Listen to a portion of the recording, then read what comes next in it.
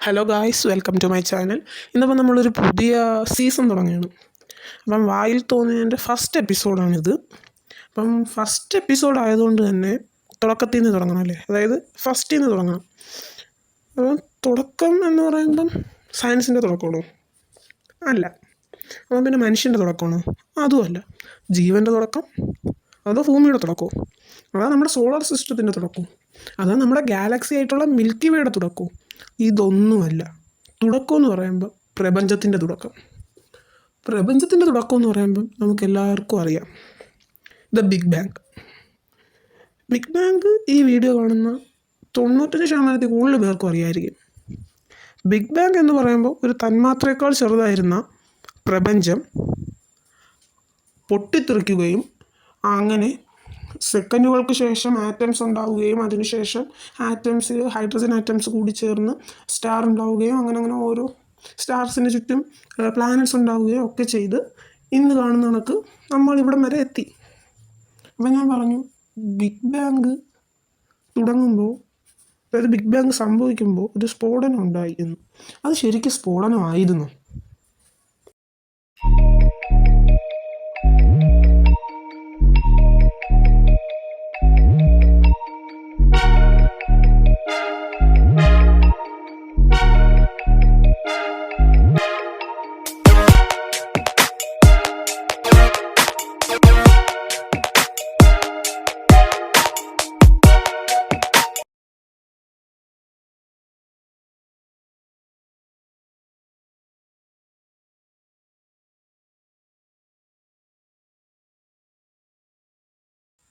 അപ്പോൾ നമ്മൾ പറഞ്ഞു നിർത്തിയ ബിഗ് ബാങ് ശരിക്കും ഒരു പൊട്ടിത്തെറി അല്ലെങ്കിൽ ഒരു സ്ഫോടനമായിരുന്നു എന്നാണ്.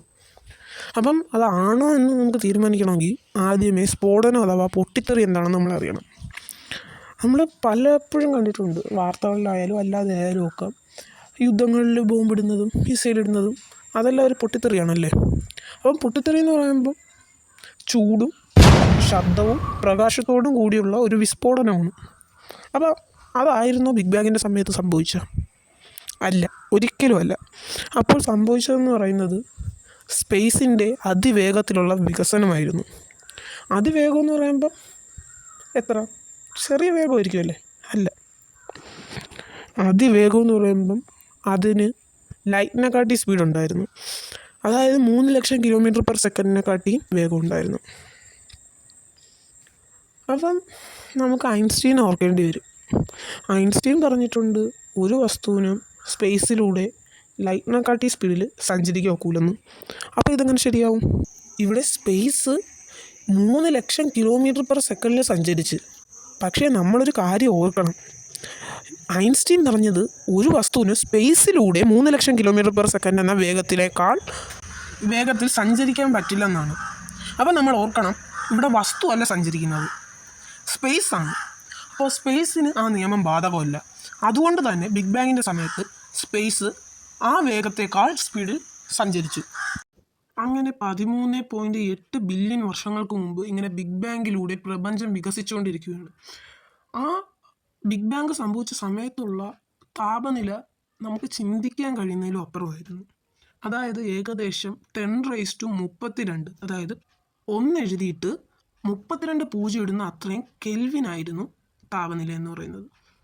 അത് നമുക്ക് വിചാരിക്കാൻ പറ്റുന്നതിലും കൂടുതലാണ്.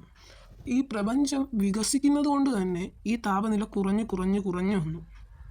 ഇത് സംഭവിക്കുന്നത് ഒരിക്കലും മണിക്കൂറുകൾ കൊണ്ടോ മിനിറ്റുകൾ കൊണ്ടോ ഒന്നും അല്ല. ഇത് വെറും സെക്കൻഡ്സിലെ കാര്യങ്ങളാണ് ഞാൻ പറയുന്നത്. അപ്പോഴത്തെ താപനില ഇത്രയും അധികം ആയതുകൊണ്ട് തന്നെ ഒരിക്കലും പ്രോട്ടോണിനും ന്യൂട്രോണിനും അവ അതേപോലെ നിൽക്കാൻ കഴിയില്ല. അതായത് അപ്പോഴൊന്നും ആറ്റം ഉണ്ടായിട്ടില്ല, ഈ പ്രോട്ടോൺസും ന്യൂട്രോൺസും ഉണ്ടായിട്ടില്ല. പക്ഷേ ഇലക്ട്രോൺസ് ഉണ്ടായിരുന്നു. കാരണം ഇലക്ട്രോൺസ് ഏറ്റവും ചെറിയൊരു കണമാണ്. പക്ഷേ പ്രോട്ടോൺസിനെയും ന്യൂട്രോൺസിനെയും നമുക്ക് പിന്നെയും ചെറുതാക്കാം. അതായത് പ്രോട്ടോൺ ഉണ്ടാക്കിയേക്കുന്നത് 2 അപ്പ് കോർക്കും 1 ഡൗൺ കോർക്കും കൊണ്ടാണ്. ന്യൂട്രോൺ ഉണ്ടാക്കിയേക്കുന്ന 2 ഡൗൺ കോർക്കും 1 അപ്പ് കോർക്കും കൊണ്ടാണ്. അതുകൊണ്ട് തന്നെ പ്രപഞ്ചത്തിൽ കോർക്കുകളും ഇലക്ട്രോൺസും മാത്രമേ ഉണ്ടായിരുന്നുള്ളൂ. അതിനുശേഷം പ്രപഞ്ചം കൂടുതൽ വികസിക്കുകയും അതുകൊണ്ട് തന്നെ തണുക്കുകയും ചെയ്തു. പ്രപഞ്ചം തണുത്തത് കൊണ്ട് തന്നെ ഈ കോർക്കുകൾ ചേർന്ന് പ്രോട്ടോണും ന്യൂട്രോണും ഉണ്ടാകാൻ തുടങ്ങി. അങ്ങനെ സിമ്പിൾ എലമെൻസും ഉണ്ടായി. സിമ്പിൾ എലമെൻസ് എന്ന് പറയുമ്പോൾ ഇപ്പോൾ ഒരു പ്രോട്ടോണും ഒരു ഇലക്ട്രോണും അടുത്ത് വരുമ്പോൾ അവരുടെ ആകർഷണ മൂലം കാരണം അത് ഓപ്പോസിറ്റ് പാർട്ടിക്കിൾസ് ആണല്ലോ, ഓപ്പോസിറ്റ് ചാർജ് ആണല്ലോ. അതുകൊണ്ട് തന്നെ ഇവരുടെ അട്രാക്ഷൻ കാരണം ഇവർ ഒരു ആറ്റം ആവാൻ തുടങ്ങി. അതായത് പ്രോട്ടോണും ഇലക്ട്രോണും ചേർന്ന് അത് ഒരു ഹൈഡ്രജൻ ആറ്റം ആവാൻ തുടങ്ങി. അത് കണക്കുള്ള സിമ്പിൾ എലമെൻസ് ഉണ്ടായി. അങ്ങനെ സമയം കഴിഞ്ഞ് പോയി ഈ ഹൈഡ്രജൻ ആറ്റം എല്ലാം കൂടി ചേർന്ന് ഒരു ഹൈഡ്രജൻ ആറ്റത്തിൻ്റെ ക്ലൗഡ് ഉണ്ടാകാൻ തുടങ്ങി. ആ ക്ലൗഡ് കൂടി വരുന്തോറും അതിൻ്റെ ഗ്രാവിറ്റിയും കൂടുമല്ലോ. അതുകൊണ്ട് തന്നെ ആ ഗ്രാവിറ്റി കാരണം ഇതെല്ലാം ഒത്തുചേർന്ന്, ഈ ഹൈഡ്രജൻ എല്ലാം ഒത്തുചേർന്ന് ഒരു സ്റ്റാർ ആവുകയും പ്രപഞ്ചത്തിൻ്റെ പലയിടത്തും ഇതുപോലെ നക്ഷത്രങ്ങൾ ഉണ്ടാവുകയും അതിനുശേഷം കോടിക്കണക്കിന് വർഷങ്ങൾക്കു ശേഷം സൂര്യൻ ഉണ്ടാവുകയും ചെയ്തു. അതിനുശേഷം സൂര്യൻ്റെ ഗ്രാവിറ്റി കാരണം അതിന് ചുറ്റും പല ഗ്രഹങ്ങൾ ഉണ്ടാവുകയും സൂര്യനെ വലയം വയ്ക്കുകയും ചെയ്തു. അങ്ങനെ വലം വെച്ച ഒരു ഗ്രഹങ്ങളിലൊന്നാണ് നമ്മുടെ ഭൂമി. അങ്ങനെ ഭൂമി മഴ പെയ്ത് തണുക്കുകയും ജലത്തിൽ നിന്ന് ജീവൻ ഉണ്ടാവുകയും ജീവൻ പരിണമിച്ച് മനുഷ്യൻ വരെ എത്തുകയും ചെയ്തു.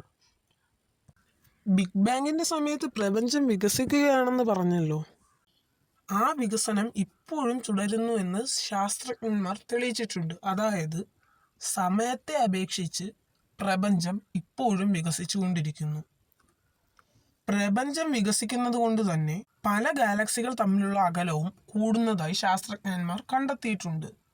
അതായത് നിങ്ങളൊരു ബലൂൺ എടുക്കുക, അതിൽ 2 കുത്തിടുക, അതിനുശേഷം അത് ഊതി വീർപ്പിക്കുക. അപ്പോൾ ആ ബലൂൺ വികസിക്കുകയല്ലേ. അപ്പോൾ ആ 2 കുത്തുകളുടെയും അകലം കൂടുന്നത് നിങ്ങൾക്ക് കാണാം. അതുതന്നെയാണ് ഇവിടെയും സംഭവിക്കുന്നത്. എന്നാൽ നമ്മുടെ അടുത്തുള്ള, അതായത് നമ്മുടെ മിൽക്കി വേ എന്ന ഗാലക്സിയുടെ അടുത്തുള്ള ഗാലക്സിയായ ആൻഡ്രോമിഡ ഗാലക്സി നമ്മുടെ ഗാലക്സിയുമായി അകന്നു പോകുന്നതിന് പകരം അടുക്കുന്നതായി ശാസ്ത്രജ്ഞന്മാർ കണ്ടെത്തി. കാരണം എന്താണ്? ഗ്രാവിറ്റി കൂടുതലായതുകൊണ്ട് തന്നെ ഇവ തമ്മിൽ പരസ്പരം ആകർഷിക്കുന്നു. അപ്പോൾ നമ്മൾ ആദ്യം അറിയേണ്ടത് ഗ്രാവിറ്റി എന്താണെന്നാണ്. ഗ്രാവിറ്റി എന്തെന്നറിയണമെങ്കിൽ നമ്മൾ ന്യൂട്ടൻ്റെ അടുത്ത് പോകേണ്ടി വരും. ന്യൂട്ടൺ പറഞ്ഞത് ഒരു മാസ്സുള്ള വസ്തു മറ്റൊരു മാസ്സുള്ള വസ്തുവിൽ കൊടുക്കുന്ന ബലം അല്ലെങ്കിൽ ആകർഷണ ബലമാണ് ഗ്രാവിറ്റി എന്ന്. ശരിയാണ്, അത് ഗ്രാവിറ്റിയുടെ ഡെഫിനിഷൻ മാത്രമാണ്. അതിനോടൊപ്പം തന്നെ ന്യൂട്ടൺ ഗ്രാവിറ്റി കാൽക്കുലേറ്റ് ചെയ്യേണ്ട ഇക്വേഷൻസും കണ്ടുപിടിച്ചു. പക്ഷേ ന്യൂട്ടൺ ഒരിക്കലും പറയുന്നില്ല എങ്ങനെയാണ് ഗ്രാവിറ്റി ഉണ്ടാകുന്നതെന്ന്. ഗ്രാവിറ്റി എങ്ങനെയാണ് ഉണ്ടാകുന്നത് എന്നറിയണമെങ്കിൽ നമ്മൾ നേരെ ഇനി ഐൻസ്റ്റീൻ്റെ അടുത്ത് പോകണം. ഐൻസ്റ്റീൻ കണ്ടുപിടിച്ചു ഗ്രാവിറ്റി ഉണ്ടാകുന്നത് സ്പേസ് ടൈം കർവേച്ചറിലൂടെയാണെന്ന്. സ്പേസ് ടൈം എന്ന് പറയുമ്പോൾ അത് ഈ പ്രപഞ്ചം മൊത്തം ഉള്ള ഒന്നാണ്. അതിൻ്റെ കർവേച്ചർ മൂലം, അതിൻ്റെ വളവ് മൂലമാണ് ഗ്രാവിറ്റി ഉണ്ടാകുന്നതെന്ന് തെളിയിക്കാൻ ഐൻസ്റ്റീന് സാധിച്ചു. എന്തായാലും നമ്മൾ ഗ്രാവിറ്റിയെ പറ്റി ഇത്രയും പറഞ്ഞു. അപ്പോൾ ഒരു കാര്യം കൂടി പറയാതിരിക്കുന്ന മോശമാണ്. അത് പറയണമെങ്കിൽ ആദ്യമേ നമ്മൾ സയൻസിൻ്റെ പുതിയൊരു ബ്രാഞ്ച് അറിഞ്ഞിരിക്കണം. അതായത് സയൻസിൻ്റെ ഒരു ബ്രാഞ്ചാണ് ക്വാണ്ടം മെക്കാനിക്സ്. അതായത് പാർട്ടിക്കിൾസിനെ പറ്റി, അതായത് സബ് അറ്റോമിക് പാർട്ടിക്കിൾസിനെ, അതായത് ആറ്റത്തിനേക്കാൾ ചെറുതായ പാർട്ടിക്കിൾസിനെ പറ്റി പഠിക്കുന്നതാണ് ക്വാണ്ടം മെക്കാനിക്സ്. അപ്പോൾ ഗ്രാവിറ്റി ക്വാണ്ടം മെക്കാനിക്സിലും ഉണ്ട്. അതിനു മുമ്പ് നമ്മൾ ഒരു സ്റ്റാൻഡേർഡ് ടേബിൾ അറിഞ്ഞിരിക്കണം.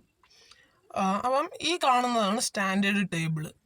അതിനെ പ്രധാനമായും 2ആയിട്ട് തിരിച്ചിട്ടുണ്ട്, ഫെർമിയോൺസും ബോസോൺസും. ഈ ഫെർമിയോണും ബോസോൺസും നമുക്ക് പരിചിതമായിട്ടുള്ള 2 പേരുടെ പേരാണ്. അതായത് ഫെർമിയോൺ നമ്മൾ കേട്ടിട്ടുണ്ടല്ലേ, ഫെർമിയോൺ കണ്ടൻസേഷനും പിന്നെ ബോസ് ഐൻസ്റ്റീൻ കണ്ടൻസേഷനിലും കേട്ടിട്ടുണ്ട്. അപ്പോൾ ഈ പച്ച കോളത്തിലും വയലറ്റ് കോളത്തിലും, അതായത് ലെപ്റ്റോൺസും ക്വാർക്കുകളുമാണ് ഫെർമിയോൺസ്. അതായത് ഫെർമിയോൺസ് എന്ന് പറയുമ്പം ഈ മാറ്റർ ഉണ്ടാക്കിയേക്കുന്നത് ഫെർമിയോൺസ് വെച്ചിട്ടാണ്. മാറ്റർ ഉണ്ടാക്കിയേക്കുന്നതിൻ്റെ ബേസിക് ആയിട്ടുള്ള കാര്യങ്ങളാണ് ഈ 12 എണ്ണം. അതിനുശേഷം ബോസോൺസ് എന്ന് പറയുമ്പോൾ ഇവിടെ 5 എണ്ണം ഉണ്ട്. അതിൽ ആ 4 ചുവപ്പാണ് ബേസിക് ആയിട്ടുള്ള മോഷന് കാരണമാകുന്ന പാർട്ടിക്കിൾസ്.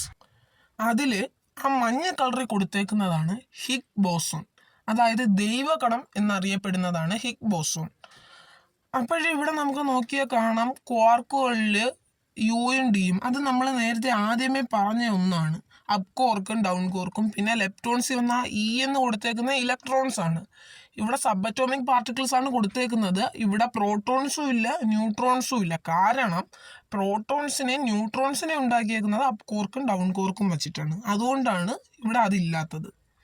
അപ്പം നമ്മളിവിടെ നോക്കുമ്പോൾ ഇവിടെ ഒരെണ്ണത്തിൻ്റെ മിസ്സിങ് ഉണ്ട്.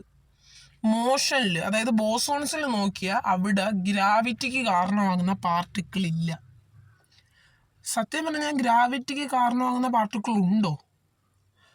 അതൊരു ഹൈപ്പോത്തറ്റിക്കൽ ആയിട്ടുള്ള കാര്യമാണ്. അതായത് അത് ഉണ്ടെന്ന് ഇതുവരെ കറക്റ്റായിട്ട് തെളിയിച്ചിട്ടില്ല. ക്വാണ്ടം മെക്കാനിക്സിൽ ഗ്രാവിറ്റി ഉണ്ടാകാൻ കാരണമാകുന്നു എന്ന് പറയുന്ന പാർട്ടിക്കിളാണ് ഗ്രാവിറ്റോൺ. പക്ഷെ ഗ്രാവിറ്റോൺ എന്ന് പറയുന്ന പാർട്ടിക്കിൾ ഇതുവരെയും ഡിഫൈൻ ചെയ്തിട്ടില്ല. അതിന് ലൈറ്റിൻ്റെ സ്പീഡ് എന്നൊക്കെയാണ് പറയുന്നത്. പക്ഷെ അത് കറക്റ്റ് ഡിഫൈൻ ചെയ്തിട്ടില്ല. അതൊരു ഹൈപ്പോത്തറ്റിക്കൽ ആയിട്ടുള്ള കാര്യമാണ്. അപ്പം നമ്മൾ ബിഗ് ബാങ്കിൽ തുടങ്ങി ഇപ്പം വന്ന് നിൽക്കുന്ന ഗ്രാവിറ്റോണിലാണ്. അപ്പം ഇനിയൊന്ന് ഇപ്പം കുറേ കാര്യങ്ങൾ പറഞ്ഞു. അതുകൊണ്ട് തന്നെ ഇന്നത്തെ ഈ വീഡിയോ ഞാൻ വൈൻഡപ്പ് ചെയ്യുകയാണ്. ഞാൻ പറഞ്ഞതിൽ എന്തെങ്കിലും മിസ്റ്റേക്ക് ഉണ്ടെങ്കിൽ ഒരു മടിയും കൂടാതെ നിങ്ങൾ കമൻറ്റ് ചെയ്യണം. അപ്പോൾ എല്ലാവർക്കും താങ്ക് യു.